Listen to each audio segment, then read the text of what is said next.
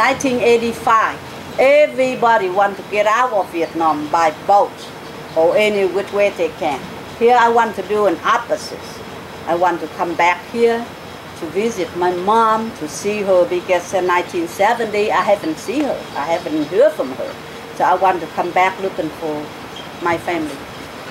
But where would I start it? How can I go about it? I'm just a housewife now, as a single mom, and doing electronic assembly or house cleaning for $2.50 per hour, and now I become a millionaire, and I still don't know much about the U.S. law and how to apply the visa to come back to Vietnam.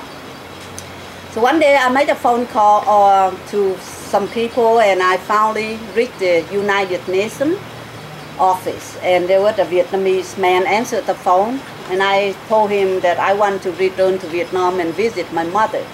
He said, "Oh, you can go, I will help you." And I said, "You know, Vietnam is a communist country, and I am a U.S. citizen, and if I go there, I would never get out there to come back here with my 3 sons." And he asked me, "Do you know who you're talking to?"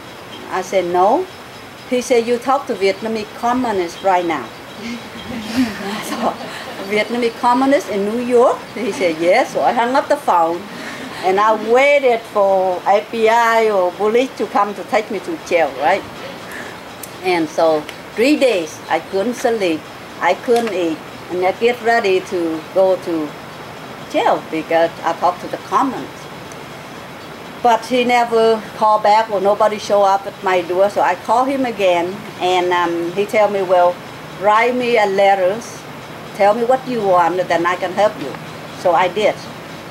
Over a year, I haven't heard from him, and one day, he called and said, "Yeah, you can go." So for me to come back to Vietnam at that time now, I have $1 million with assets. I had all their children taken care of. And yet to give everything up and come to Vietnam and maybe never come back again. Now what would you do if you put yourself in this situation? A second decision that I had to make. As a Vietnamese or Asia, we always thought about the ancestor. Without the ancestor, I won't be here. Without my mother, I wouldn't be here. Therefore, I cannot have 3 children. I cannot have $1 million with the assets. And for that, I give that up to return to visit my mother. Now you're so lucky that you just buy a plane ticket and come to Hoi An. In those days, it's not such a thing for the American citizen. In our passports, it says, U.S. citizen, you cannot enter the communist country. But I did. And so I came to Vietnam, and the Vietnamese government think I work for CIA.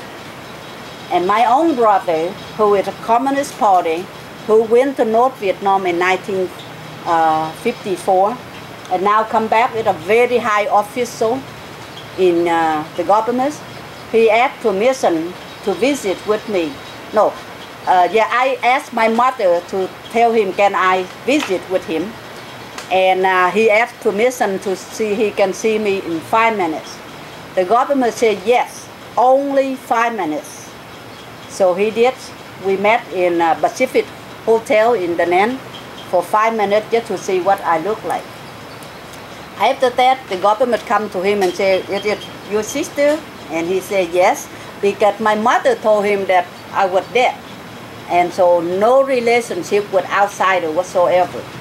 But now I come back, and so they thought that CIA put me here to be spy on them. And so after 5 minutes visit, he went back and told his government whatever. And so 2 days after, before I left, my mother had a dinner for all of us get together. So my brother asked for another permission to come and see me, and the permission was granted. So at the dinner, I asked my brother to have some chocolate candy with it I brought home from the US.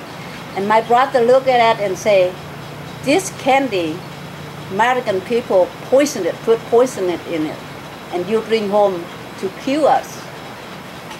So therefore, he would not eat the candy. On the other hand, my mother ate the candy, and she keeps saying, you know, you're my oldest son, and she is my youngest daughter. Now we two sit together and